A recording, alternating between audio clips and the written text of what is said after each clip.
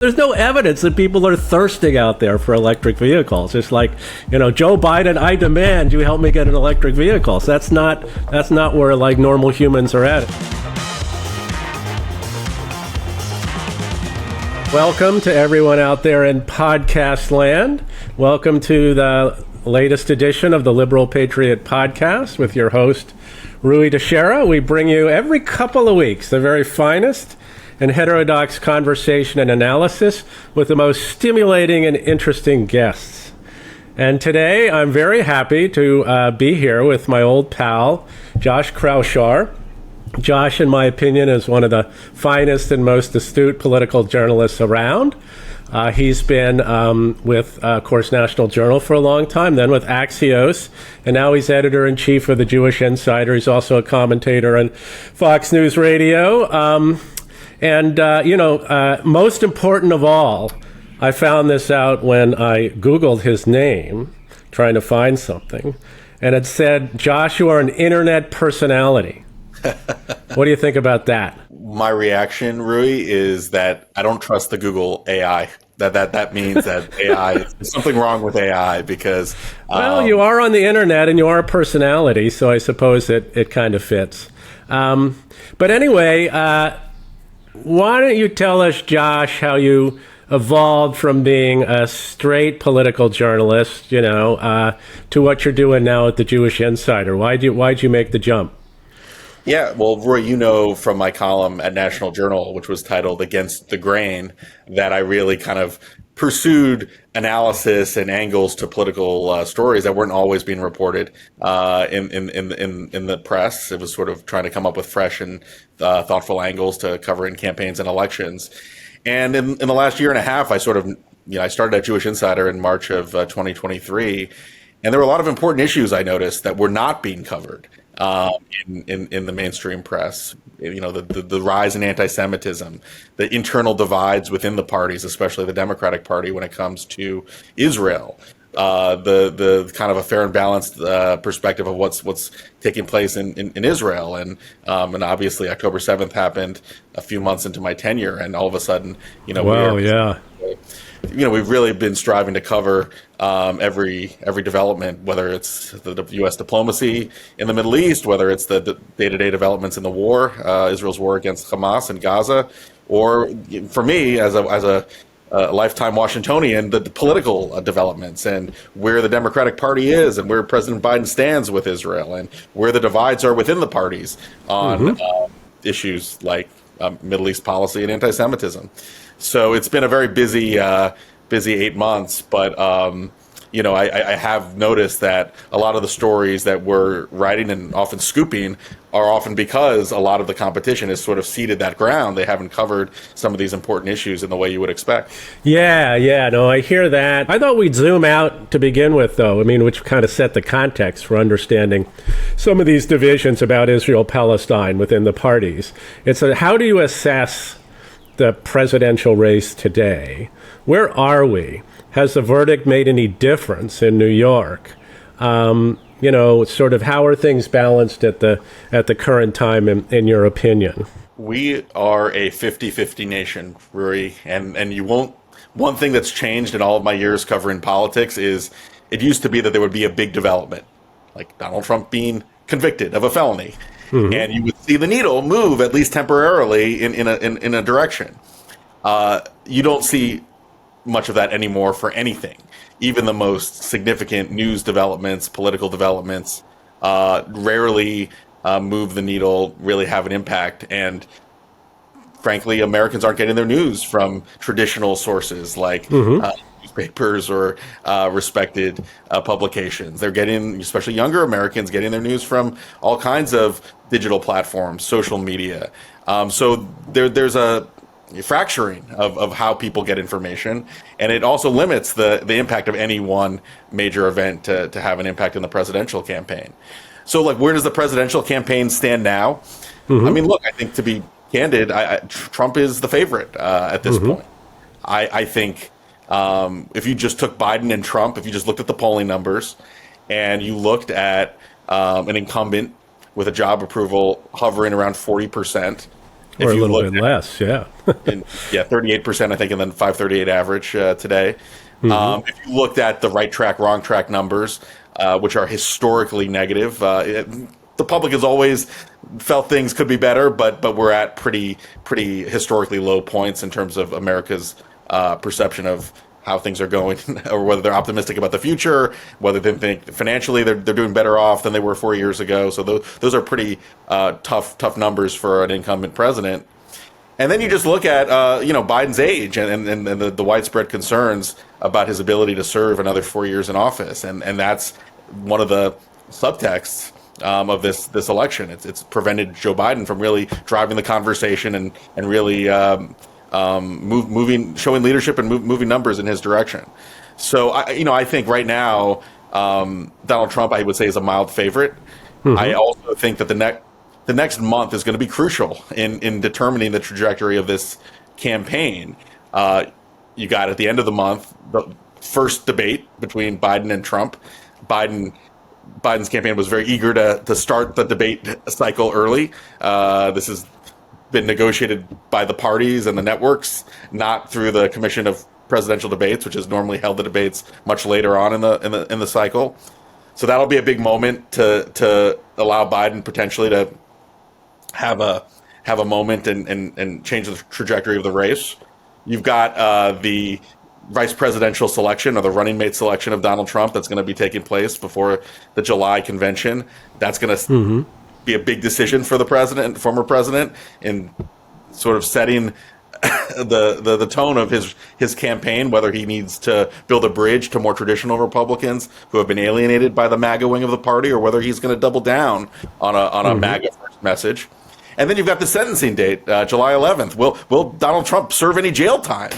That's the big moment coming up 1 month from now, and that is also going to be one of those events that could actually move the needle a little bit in this presidential campaign. So I think the next month, there are movies made of sort of 3 weeks in politics that really define a moment, and I think we're going to, starting with the last month of June, we're going to have 3 or 4 weeks that are really going to define this presidential race.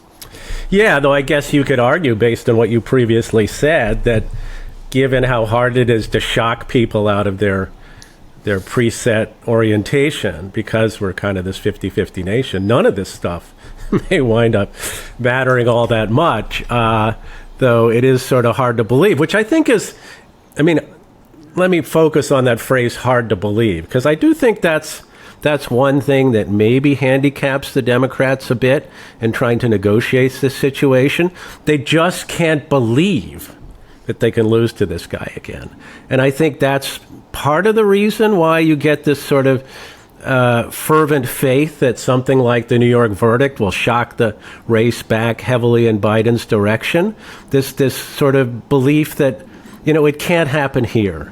It can't happen again. And therefore, once, the sort of deluded masses are shocked in the right kind of way, things will really turn around. Do you think that's kind of handicapping them at this point in dealing with the situation?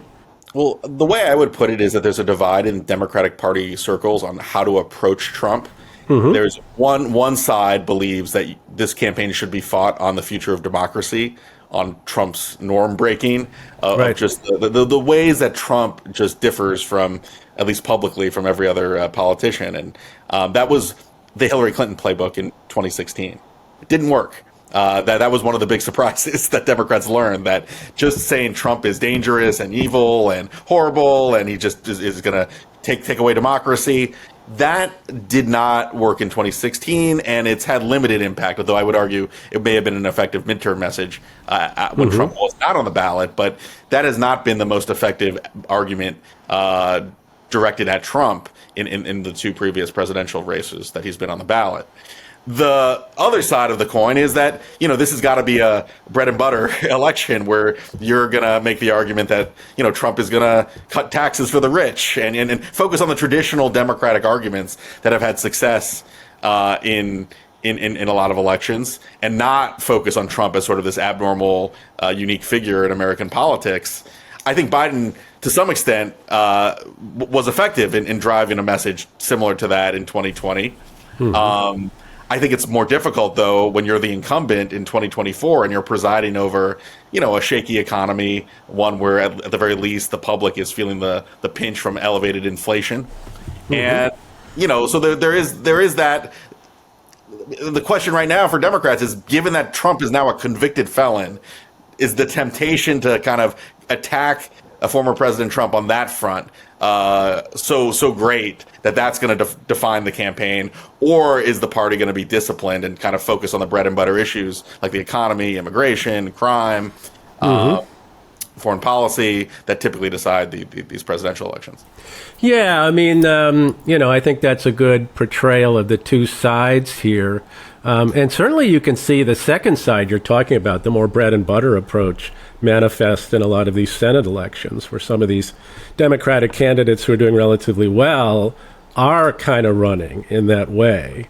But it doesn't seem to really define, at least not yet, the presidential race. So do you feel that, is this a matter of bad advice? Is this a reflection of something you and I have both written about the sort of elitification of the National Democratic Party, where they tend to be driven by the issues that are of most concern to their relatively educated, relatively liberal base, and sort of, in a sense, out of touch with what would move sort of ordinary, especially working class voters?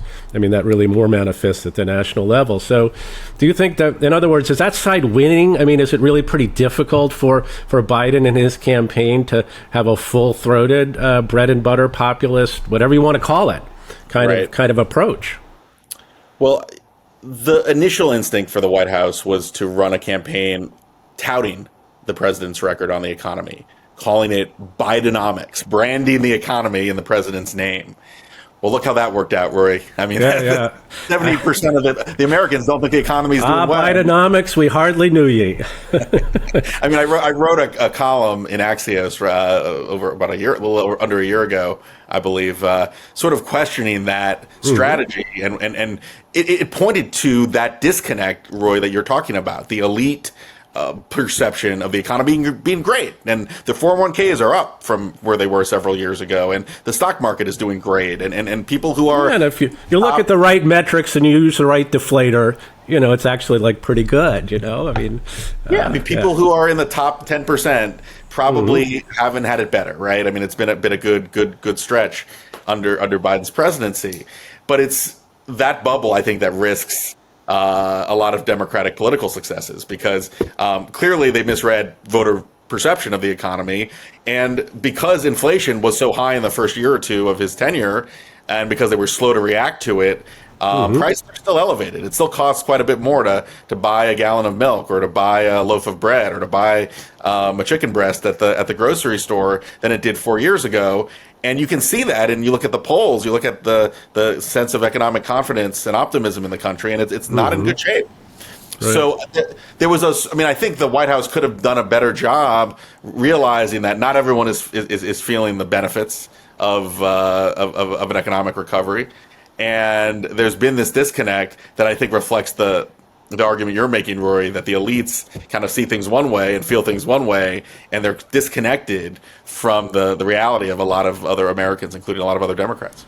Yeah, I mean, how else could you explain, in a sense, I don't know who came up with the Bidenomics approach, but how could you explain that this would actually be their campaign for significant period of time before they realized it wasn't working?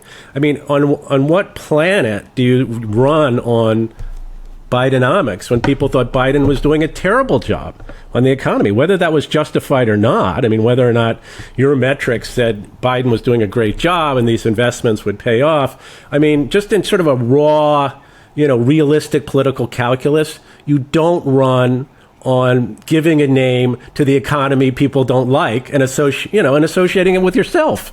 I mean, who thought of this? I mean, I was like gobsmacked. It's like, what's going on here? Can anybody here play this game? It's weird.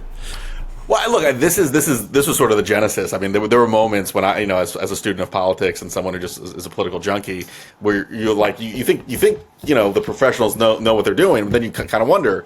And that's one of those moments. Another moment, Roy, is the push for the electrification of U.S. Vehicles and setting mandates and regulations. Right. That, right, yeah. They actually withdrew one of the, I believe, executive orders that were mandating car manufacturers to have a certain number of vehicles be electric by a certain date. So I thought they were moving in a re-election year to kind of withdrawing sort of the green initiative, the green agenda that pushed a lot of the pursuit for electrification of cars.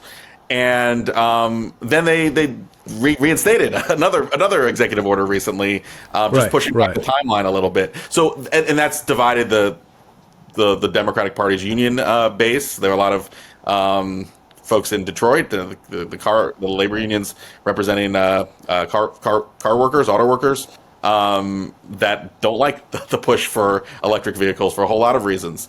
And it's one of those moves that makes you wonder. Like, I know that they're trying to keep all the pieces of that coalition together, the environmentalists and the blue collar workers, but it seems like they've put a lot more emphasis on sort of the white collar side, the progressive side of the coalition at the expense of the moderate majority. Yeah, I mean, obviously, I think there's a lot to that. I mean, the EV thing really is kind of interesting. It's both questionable, I think, in substantive terms to push that far and that fast toward electric vehicles. But again, from just a basic political standpoint, people hate being told what kind of car they can drive.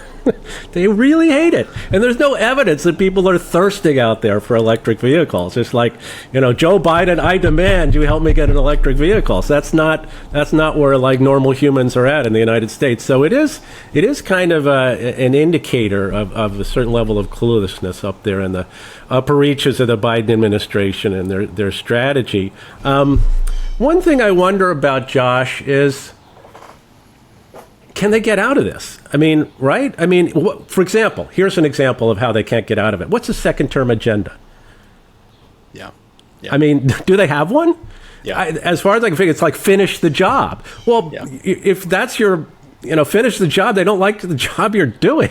So what sense does it make to just say finish the job, right? I mean, it's... and to the extent you can dimly perceive the outlines of it, it's pretty green. It's pretty much. It is kind of a continuation of what they've been doing. And you were just talking about those executive orders. I mean, kind of madness, I think, really. But I mean, do they have a second term agenda that's beyond like we're going to do what we've already been doing that you don't like?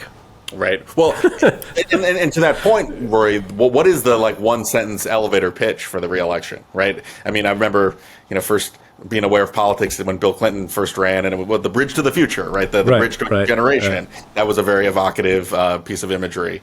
Obama, hope and change, right? I mean, there are certain effective politicians that don't need a speech that can just tell you their message in one sentence, and that's their brand. I don't know what Biden's brand is for this reelection. I think perhaps the 2020 message was a return to normalcy. Yes, a return to, I think that was it. That was exactly it. But here's the problem, Roy, and this is one of these things that I just don't understand. The political pros that they maybe they know better than I do, but your brand, if you're Biden, was return to normalcy. And what have we seen over the last few months on college campuses, in cities across the country, including at this really awful protest at the White House where you saw Hezbollah, Hamas flags right in front of 1600 Pennsylvania Avenue.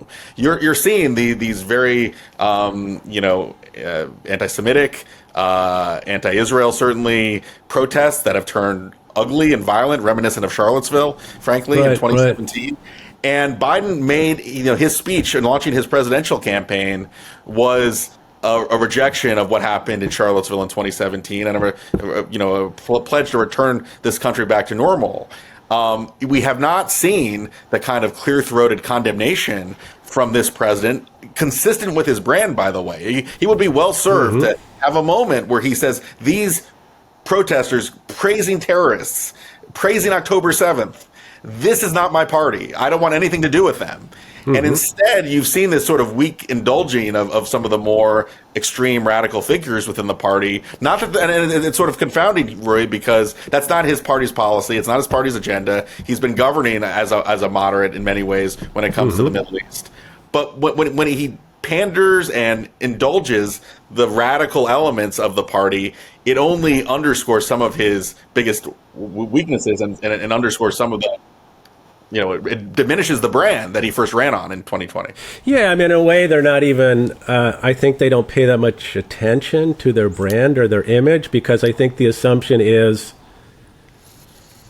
the image of the other side is so bad. That's what we need to focus on. I mean, there's no need to correct, or it's not even possible. I don't want to mess with trying to correct our image or make it a little bit different, because the way we'll win is by talking about democracy and talking about abortion rights, talking about how horrible Trump is. I mean, that's it. It's his brand that's awful. Our brand may not be the greatest, but it's just going to cause more trouble than it's worth to try to change it in any way. I think in some ways that's sort of delusional, or it's certainly not their probability maximizing strategy. But you could make the argument, could you not, that given how difficult it is for him to negotiate his coalition today, given how hard it is for him to talk about economics, period, given how sour people are at it, maybe the best strategy is to just talk about abortion and democracy and hope you get enough college-educated supporters out to the polls that, you just pray that turnout of, Trump's kind of people is lower, and you hope to win at the margins. It's kind of like the squeak-through coalition. I think that's how I've thought about it sometimes. He wants to mobilize the squeak-through coalition, and that's the way to do it. I mean, it's not crazy, I guess. It's not crazy. It's a paint-by-numbers type of strategy that is not how successful politicians typically operate. What was Bill Clinton's line? I think it was in the re-election. He said, "I'd rather be strong and wrong than weak and right," or something along those lines. Right. I mean, Biden looks very weak. He does not look like he's driving his own administration's agenda. He's not. Age is a big part of that, Roy, and that's something that's inescapable. But he is content, as you said, to check the boxes. Where keep the pro-Israel Democrats in the tent, but not alienate the Arab American Dearborn voters that much, so they're going to vote third party. Like they're trying to do too many things, and oftentimes, increasingly on these hot button issues, they're at odds with each other. So yes, could you make an argument that if you can keep everyone in the tent together and Trump drives enough, people against him, that's enough to get to 50+1, or is that's enough to just inch by a narrow president? Sure. I mean, that I guess that there's some logic to that. Typically, the successful presidents in my lifetime, Obama, Trump, definitely Trump, Obama, George W. Bush, they had a very powerful message that was overall inspiring, and one that was not reliant on just checking boxes, but actually building a message that people are going to want to be drawn to, not checking boxes and making sure different constituent groups are checked off. Yeah, my colleague at AEI, Yuval Levin, and I, we're doing a project we call Politics Without Winners, that is about the evolution of American party coalitions over time up to the present day. And sort of, one of the thesis of it, to some extent, is that we're now in a kind of anomalous situation where neither party seems really oriented, capable, or even interested in developing a true majority coalition that would not just be fighting at the 50-yard line of politics. And so, every election we have, things go back and forth. Obviously, somebody's got to win these elections, but nothing really, the fundamental balance doesn't really change toward one side or toward the other in any kind of durable way. And it's kind of a weird situation, and it looks like we're 2024 ain't going to be that different. And why is that? Why does neither party, in a way, feel, isn't this what, it's kind of what you say, it's what politics should be all about, developing those broad coalitions. But neither party seems like, they really care anymore. Well, let me throw something out there, maybe something a little bit against the grain. We're not going to have landslides like we saw in 1984 with Ronald Reagan or 88 with H.W. Bush. But, you look at the polls and you look at Biden's numbers for an incumbent, which are on par with Jimmy Carter's in 1980 in his reelection, or on par with George H.W. Bush's in 1992. You could see a pretty. I think the range of options are anywhere from a narrow Biden win by the skin of his teeth in the blue wall states of Michigan, Wisconsin, and Pennsylvania, maybe Nevada, maybe gets one other battleground. I think that's the best case scenario given the presidential outlook right now. And I think the best case scenario for Trump could be an election where he maybe wins New Hampshire, Minnesota, Virginia. Right. Yeah. I don't think he's going to win Virginia, but the polling. Yeah, but it shouldn't be that close. Show a competitive race in Virginia. Right, so, right. I mean, yeah, we are much more competitive. We are much more polarized than we've ever been. But we could see the equivalent of, at least in our modern era, what could be a decisive election on Trump's behalf. I think when the country is in this sour of a mood, and when this president is as old and feeble as he looks and is, that is a recipe for actually some real movement in one direction. Well, let's talk about that, because that's the other side of the equation. We've talked a fair amount about some of the problems with the current sort of iteration of the Democrats and their campaign and Biden, what have you. But what about Trump? I mean, there is that possibility there that he could develop a solid majority, not just squeak through in this election. I guess, first of all, is he doing what he needs to do in this? Is he running a good campaign, in a way, is what I think about it? Or is he just like basically taking advantage of the fact Biden's campaign is so weak and Biden's such a problematic candidate? Is he doing something smart here in terms of how this campaign is running? I mean, it's a little bit hard to tell with Trump because he says so many different things at so many different times. But has he learned anything? And do you think they have their eye on that big majority? They're willing to make at least some compromises to make it happen. Trump is going to always be Trump, and I think he can often be his own worst enemy, and continues to be his own worst enemy. But I think he's, on the Trump scale, I think he's been a little more disciplined than he. We got to grade this one at a curve, I think. Definitely graded on a curve. I'm going to get in trouble because he's obviously not running. Like he'll say things at rallies that you would never want him to say. But at the same time, like I was sort of struck by the fact that he's done these rallies at unconventional locations like Wildwood, New Jersey, the Bronx. Yes, I agree. There are moments where he gets off on a rambling mess of comments, but there are other times where he actually does hit his talking points and makes a coherent argument for why there needs to be change in the White House. Look, I also think the people on the campaign, this is definitely the best run of the three Trump campaigns. It's a small team that's been with him since the primary. Susie Wiles, Chris LaCivita, Jason Miller in communications. This is definitely the most professional operation that they've had. Now, does that really? I mean, I think the story before was that it was so unprofessional that you had people like Paul Manafort, haggling delegates in 2016, and you had a bunch of scheming operatives who were at odds with each other in 2020. This is definitely a much more well-run machine, but again, that only moves. Trump's not winning this race because of Trump. It's because Joe Biden has so many problems and challenges, and he's the incumbent. Ultimately, he's the incumbent, and the public is not satisfied with the direction of the country. But let's say he did run up a pretty big majority. I mean, a thumping victory, relatively speaking. Would that really change things that much in terms of this ongoing stalemate? Because don't you think that the moment he was in office, lots of things would go wrong? It would be pretty chaotic. I mean, I don't think, and I don't think you think that we'd sort of fascism overnight. That kind of stuff is really, I think, overblown. But I think chaos is a reasonable expectation, and then you just have a thermostatic reaction against him and his party, and we're back to where we started. Well, I always think it's important to separate, especially with Trump, the rhetoric and the chaos from the actual policy and actually what's going to happen in Washington.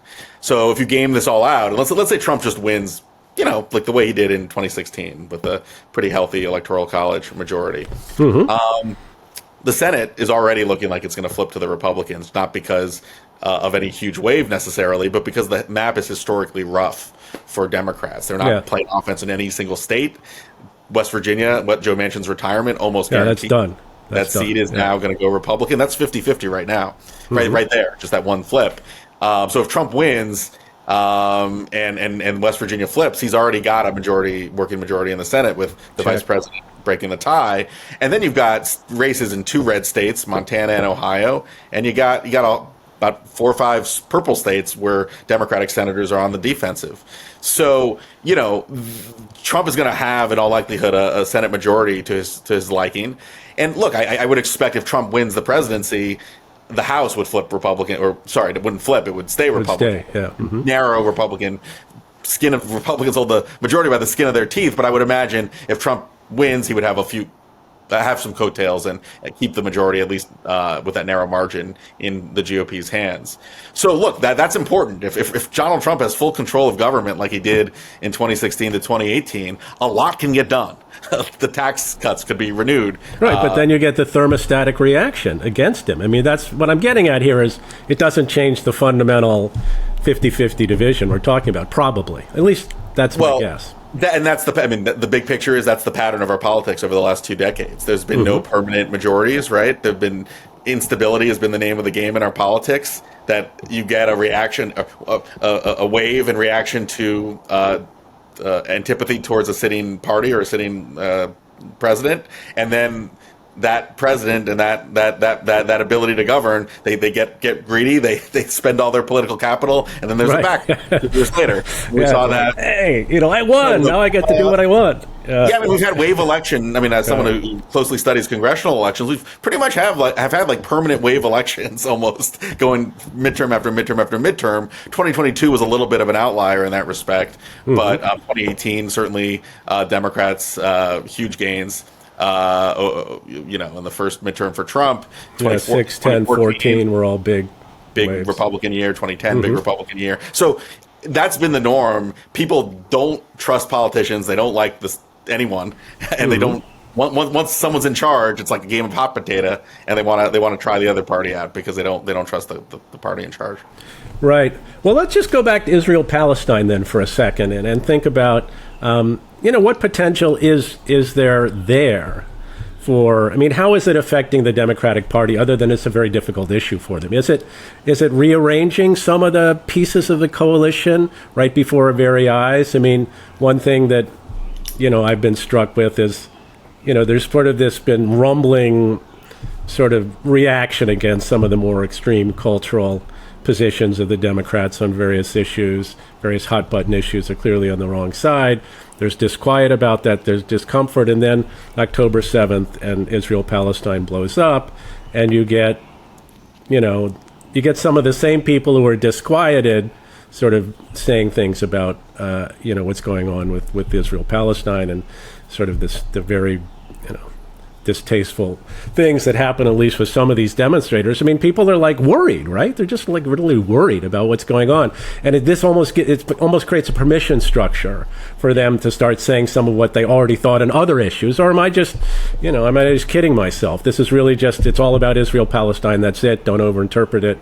And so on. So a couple points. I mean, number one, the issue of Israel, the Middle East policy is one that divides the Democratic Party and it unites the Republican Party. It's a winning issue overall, being supportive of Israel still, even though it's slipped a little bit over the last few years. I mean, you still see healthy majorities across the country generally having a favorable opinion of Israel and certainly supporting Israel in its war against Hamas. But on the Democratic Party side, you have this new division where you have a leftist flank that is very vocal. We've seen this on other issues, but the squad is anti-Israel. There's often a very, very fringe squad members. You actually even see episodes of anti-Semitism coloring their rhetoric. And it's become a big problem. It's become a big headache. Now, I don't think this is the most important issue for voters. Frankly, I think if you ask the average American, like they're not following they're certainly not following like I do at Jewish Insider the day-to-day developments. Right, sure. What's going on in the Middle East? They know that there's chaos. They know that there's a war going on. A lot of Americans probably just want to hope that there's peace and the war ends, and they don't care about the policy. They don't know the history. That's the general knowledge among your average American. But I don't think when you actually do look at the people who care the most, it's an issue that divides the Democratic Party, and you have most Jews are Democrats. You have a sizable pro-Israel faction in the party, but you have an increasingly large number of young voters who are very, very lefty, and you have Arab Americans who are very anti-Israel. So you have this divide in the Democratic Party that's creating a whole lot of problems for the party. I think the bigger problem, though, politically, isn't really Israel per se. I think it's, as we were talking before, Rui, that there's a sense that Biden can't get a control over the chaotic scenes on United States campuses, right? On the elite campus. Yeah. Well, and now it's not just the campuses, obviously. It's in the front of the friggin' White House, So right. Well, they're burning American flags. It's not just about Israel. They're burning American flags. They're waving Hezbollah and Hamas, flags. I think anyone who lived through 9/11, Roy, knows about the threat of Islamic extremism, and that's sort of hardwired into many Americans' DNA. And when they see these images on college campuses, or they see what happened in New York this week, where you had, pro-Hamas, pro-Hezbollah, thousands of people marching outside an exhibit commemorating the dead at the Nova film, the concert that were brutally murdered, and that strikes most Americans as crazy. Like, what is going on here, and why won't the White House condemn this behavior? Why aren't they more aggressively calling out what seems like absolutely insane behavior from this radical fringe? And I think that is what threatens to hurt the Democrats and the White House politically more. That, maybe people aren't following the day to day, and they have different opinions on how this war should end, or what should be done. Should there be a ceasefire, or they're not following any of that at all, and just they just see the images on the news. But when it comes to seeing these these encampments, these pro-terrorist slogans on college campuses across the country, many Americans have kids that go to school that are realizing that their kids' graduation just got disrupted by a bunch of people who are screaming, from the river to the sea, baby. Yeah. So I think that's a very good point. I think yes, Israel-Palestine's a complicated situation. There are people out there within the Democratic Party obviously have different views on this, but if you're talking about ordinary voters, I think it's we were talking about chaos. If there's a new Trump, there's chaos now in some ways. It's social disorder. It connects to a lot of things Democrats are in trouble on: the crime issue, the immigration issue. It's just and now this. It's like a sense nobody's in control here. Nobody's committed to social order, or remember, Biden ran on return to normalcy, as we were talking about earlier. Is this normalcy? I think to a lot of Americans, it just doesn't feel that way, and it freaks them out. That is such a good point, because the issue of the chaos reflects crime. Like, why weren't people who vandalized statues at the White House and painted Hamas slogans on and spray painted and vandalized these what's that about? Why weren't they arrested? Where's the law enforcement? Right? There's that. There's a question of why are people here in this country, perhaps illegally, promoting promoting a terrorist group? Why won't they be deported? Why do we have these people who are not? Many of them are American citizens, but there are people who are here to cause no good, and they're not from this country. And there's that immigration angle, which reflects American unease about the state of the border and a lot of the immigration issues.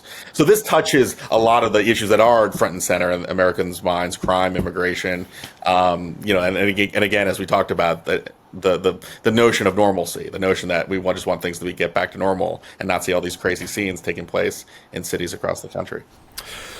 Well, okay. So there you have it, folks. America today. It's we're in a difficult political situation. We have two not so great candidates coming up. We have, the Israel-Palestine thing, which will be hard to resolve. But I know, even as all this is happening, Josh, you will be out there attempting to make sense of it all for us.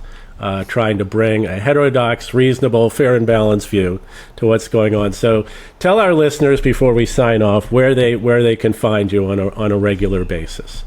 Well, you can read the Jewish Insider newsletter by going to jewishinsider.com and just putting your email in, and you'll get every morning a digest of not just the latest news out of the Middle East and all the what I call the campus craziness and all the developments taking place in the Jewish world, but you get also an aggregation of a lot of the most important political news, business news. It's not just for people in the Jewish community. It's certainly a product that impacts or has news that impacts a whole swath of people who care what's going on in Washington. And I also, this is sort of synergy here, Rui, but I also I've been contributing to the Liberal Patriot Substack. I've been trying to relaunch my columns that you could see in Axios. Absolutely. Liberal Patriot, that's the place to visit, man. We've got it all.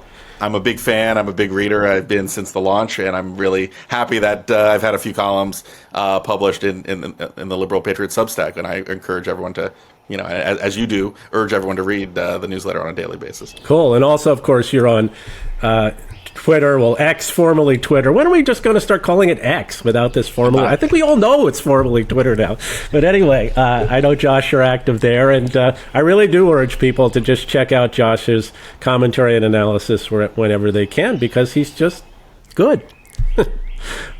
So with that, Josh, I think we'll sign off, and I thank you for being on the Liberal Patriot Podcast. And brother, keep on doing the voodoo that you do. Thanks, Roy.